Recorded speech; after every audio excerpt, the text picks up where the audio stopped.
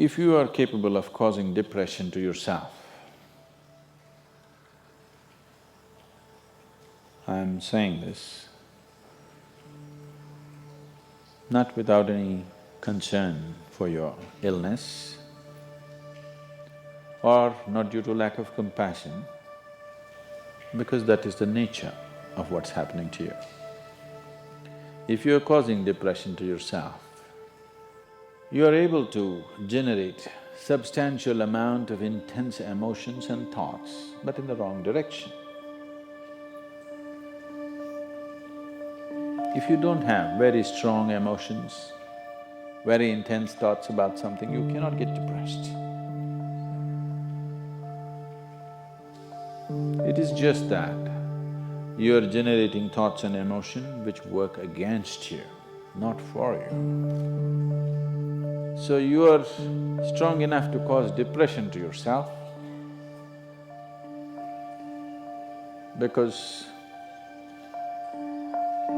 for you to cause a mental illness for yourself, unless you're pathologically ill, which is just a small number of people, rest are all self-created. Most of them are self-created. A few are pathologically ill, they cannot help it. It just comes from within because of genetic and other factors. Almost everybody here,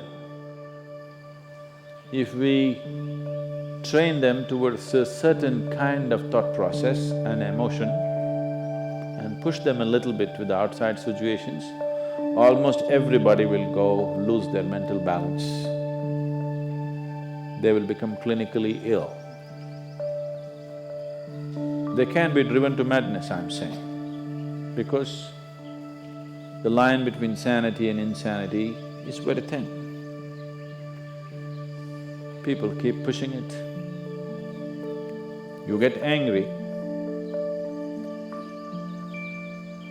you're pushing the line.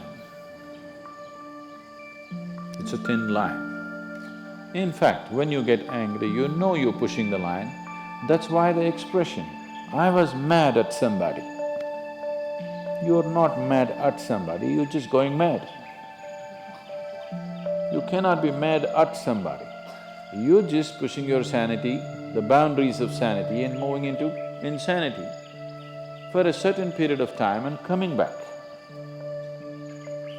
You do one thing, every day you try this, 10 minutes a day, try intense anger on somebody.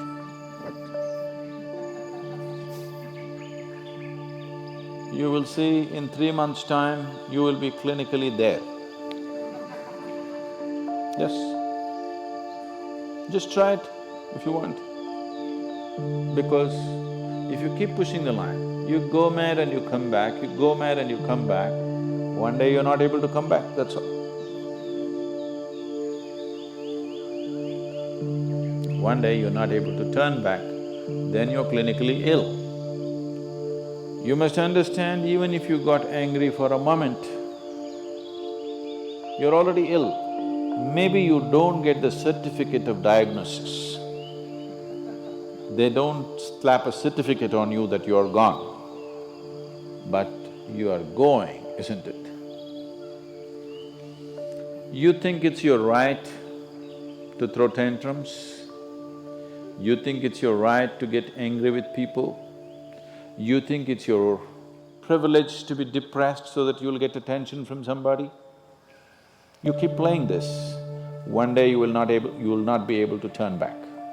Keep crossing the line every day, one day you will see you cannot cross back. That day, you need a doctor. Till then, everybody needed a respite from you, but the day you can't cross back, they get the respite because now they can catch you and give you to a doctor. Otherwise, you're temporarily going mad every day, many times a day. They cannot even send you to an asylum. They have to bear with you, your family, your friends, your people around you. If you get at least truly clinically ill, we can hand you over. There's one temple in Tamil Nadu, where they chain you and keep you. Where there is no hospital, no psychological ailments, no hospital, there is a temple that somebody created which is supposed to push people back into sanity.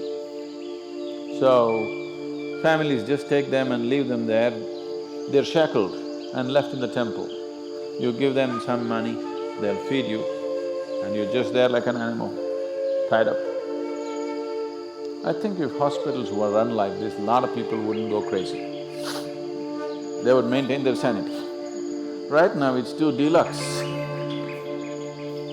If you make hospital extremely comfortable, it'll become an incentive to become sick. And you have incentives in your life to become ill, right from your childhood. You got the maximum attention only when you fell ill. When you are happy, they screamed at you. When you squealed in joy, they screamed back at you, adults. You then boo-boo, boo-boo, boo-boo, boo-boo. When you are a child, physical illness is good because you'll get attention from your mother and father and everybody around you, and you don't have to go to school on that day. So you learn the art of falling physically ill. But once you get married, you learn the art of becoming mentally ill. Because if you want to get attention, you go sit in a corner, act depressed, people will pay attention to you.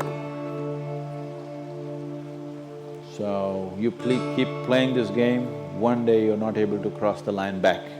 That day, you're clinically ill. Unfortunately, in many ways, not just in the way that I said now, in many different ways, I would say 70% of illnesses on the planet, all kinds, are self-created. Even if you get an infection, there is a way. If you keep yourself in a certain way, physically and mentally, the virus and the bacteria will not work the same way as it works upon somebody else. If you set yourself like this, no matter what's happening, anyway, I have to go and do this, this and this. There's no break from that. The last 29 years, I have not been able to cancel one program because I'm running temperature, I got a cold, I got this, I got that. It doesn't matter what's happening, what you have to do, you anyway have to do. You can't turn back on that. Either out of your commitment or you have a boss like that. One way or the other, if it happens, then you will see, you will not at all fall sick so often. Because if you have temperature, you still have to go. If it's summer, you still go, right? Now, a lot of people don't go. It's a little hot outside, they don't go and work. Little cold outside, they don't go and work. A little raining, they won't go and work. A snowflake, they will not go and work. This is just weather. So for every change in weather, if you have the comfort of covering yourself in a blanket and lying down, once you create that, your body will learn to fall sick as often as possible.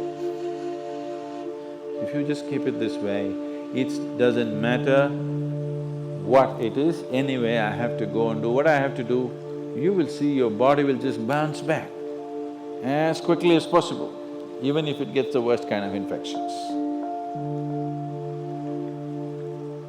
So, you just have to set the necessary conditions for health, necessary incentives for health, both for yourself and your children if you have them. Do not set incentives for sickness. The child is sick, observe him from a distance, never go cuddling. He knows that's the worst time of his life. and he knows he has to get well soon. And give him the best attention when he is joyful. You will see he naturally learns from within. His very chemistry will learn that it pays to be joyful, it doesn't pay to be sick. If you make this very clear to your own biology, to your own chemistry and to everybody around you, you will see people will not fall sick as often as they are right now. So set that up for yourself. You will see you will get healthy. If you can turn your mind this way, you can also turn it this way. I want you to understand this. No, I'm like this because my father abused me when I was 7 years of age. If you know all that bullshit, you can as well turn yourself around, isn't it? It's time.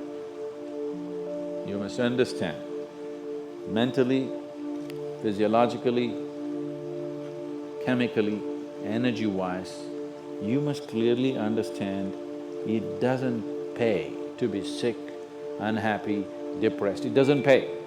To be joyful and ecstatic, it pays. If you make this clear to all these people inside, they will all behave properly.